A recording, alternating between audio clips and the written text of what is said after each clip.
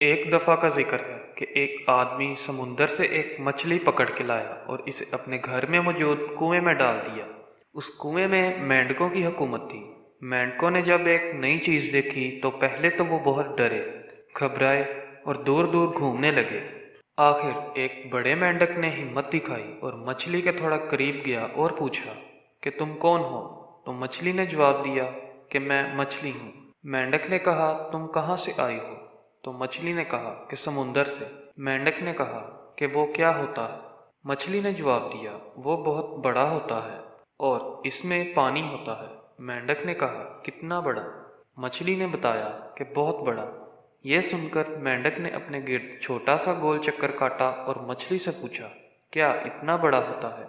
मछली मुस्कुराई और बोली, नहीं, और बड़ा होता है। मेंढक ने थोड़ा बड़ा चक्कर लगाया और कहा, क्या इतना बड़ा। मछली हंसी और कहा, नहीं, बहुत बड़ा होता है। मेंढक अब जोश में आ गया और इसने आधे कुएं का चक्कर लगाकर मछली की तरफ देखा, जैसे पूछ रहा हो कि अब। मछली ने फिर नफी में सर हिलाया। अब तो मेंढक ने पूरी रफ्तार से पूरे कुएं का चक्कर लगाया और मछली से पूछा कि अब इससे बड़ी तो कोई चीज नहीं। मछली मुस्कुराई और मेंढक से कहा, तुम्हारा कसूर नहीं है कि तुम्हारी सोच ही इस कुएं तक है।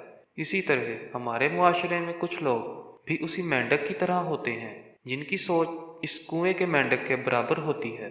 उनको लगता है कि वही अपने अकायद और नज़रियात में सच्चे और खरे हैं। ऐसे लोगों से लड़ाई या बहस करने की बजाय उनको उनके हाल पर छोड़ें और इनकी सोच पर मुस्कुराकर आगे निकल जाएं।